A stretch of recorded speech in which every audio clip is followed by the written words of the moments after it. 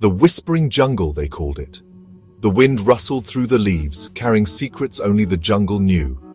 It was here, amidst the ancient trees and watchful eyes, that Swami Anand chose his spot. He sat upon a flat stone, his back straight, his eyes closed. The Swami sought nothing, desired nothing. He was a vessel for the universe to fill. Days turned into nights. The jungle noises his only companion. He felt the jungle's pulse, its ancient rhythm. Monkeys chattered from the canopy above. Snakes slithered silently past. A tiger roared in the distance, a sound full of primal power. But Swami Anand remained undisturbed. His meditation was deep, his spirit serene.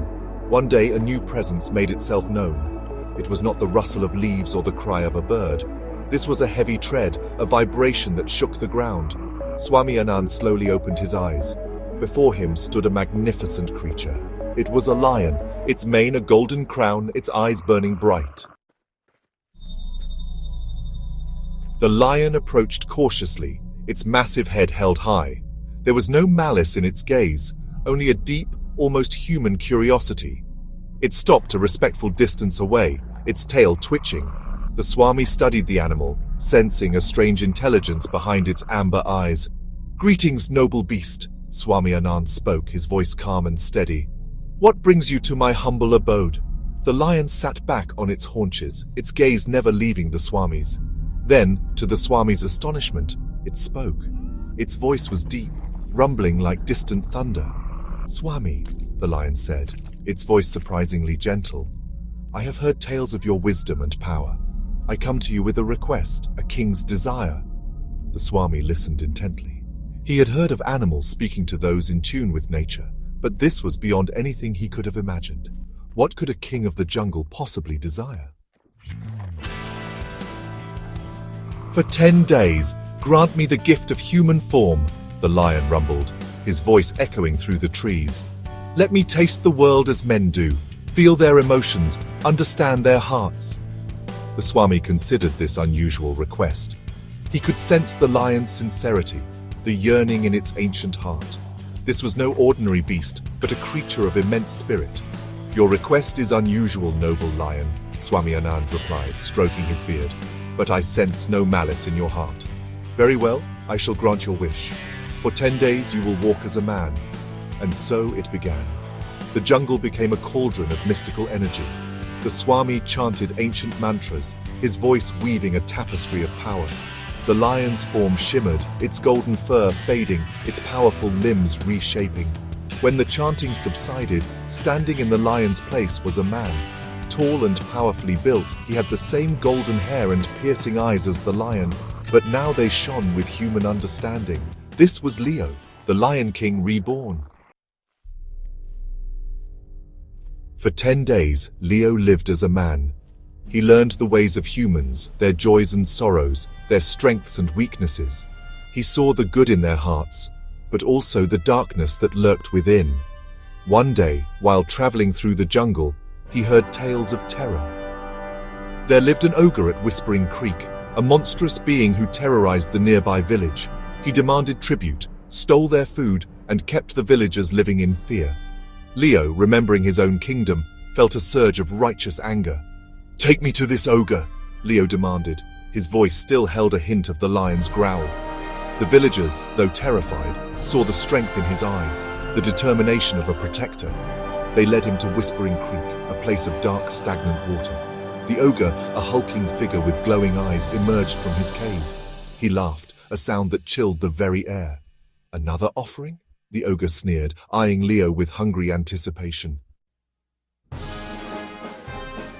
"I bring you justice, beast!" Leo roared, his voice echoing the lion's might. He charged, his movements a blur of strength and speed. The ogre, caught off guard by this unexpected defiance, stumbled back. The battle was fierce. The ogre, though strong, was no match for Leo's agility and fury. They grappled, their bodies crashing against the earth. Finally, with a mighty roar, Leo delivered the final blow. The ogre collapsed, defeated, his reign of terror over. The villagers, who had watched from a safe distance, erupted in cheers. They had never witnessed such bravery, such raw power. Leo, the man who was once a lion, had saved them. They showered him with gratitude. offering him their finest food and warmest hospitality. Leo, moved by their simple sincerity, felt a warmth spread through his chest. He realized that true strength lay not just in power, but in using it to protect the weak. As the 10th day dawned, Leo felt the pull of his true form returning. He bid farewell to the grateful villagers, promising to return should they ever need his help. He sought out Swami Anand, his heart filled with newfound understanding. "Thank you, Swami," Leo said, his voice filled with gratitude. "You have shown me the power of compassion, the importance of using strength for good." The Swami smiled. "You always possessed those qualities, Leo. You merely needed to see the world through human eyes to fully understand them." Leo returned to his lion form, but he was forever changed. He carried the lessons he had learned in his human guise, the importance of courage and integrity. He ruled his jungle kingdom with wisdom and fairness, always remembering the responsibility that came with power. But Leo's tale did not end there. The story of the lion who became a man spread far and wide, carried on the whispers of the wind. It reached the ears of those who dwelt beyond the jungle, in the city of golden shadows. The City of Golden Shadows, they called it, a place of dazzling wealth and grinding poverty, of glittering palaces and festering slums. It was ruled by a council, men and women of influence and ambition. But within the council, a darkness had taken root. A man named Silas, driven by greed and lust for power, began to influence the council from within. He used whispers and lies, bribes and threats to bend the council to his will. Slowly, the city began to change. The needs of the many were ignored, the cries of the poor unheard. The tale of Leo reached Silas's ears. He saw not the lion's courage or integrity, only the raw power it possessed. He craved that power, believing it would cement his control over the city. Silas sent his best hunters into the whispering jungle, armed with nets of gold and promises of unimaginable riches. Their mission to capture the lion who once walked as a man. Leo, sensing the approaching danger, knew he could not allow himself to be used as a pawn in Silas's game. He allowed himself to be captured, knowing that true strength lay not in brute force, but in cunning and strategy. He was brought before Silas, a captive in a cage of gold. Silas, his eyes gleaming with avarice, approached the cage.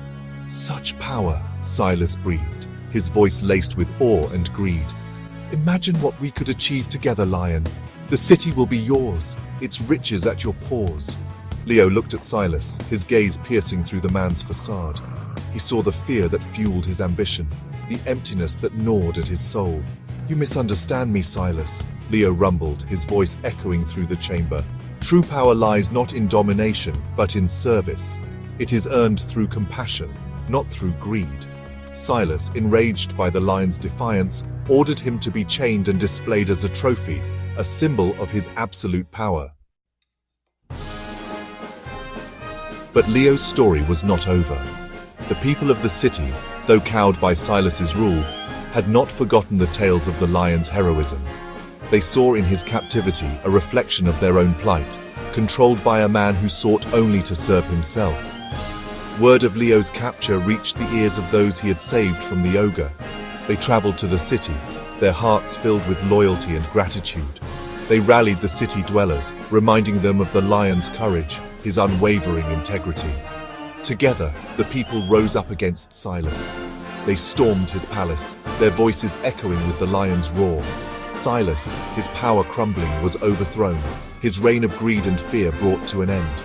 Leo, freed from his captivity, returned to the whispering jungle. But his legend lived on, a beacon of hope in the city of golden shadows. It served as a constant reminder that true power lay not in might, but in honesty, courage, and unwavering loyalty to what is right. And so, the tale of Leo, the lion who walked as a man, was passed down through generations.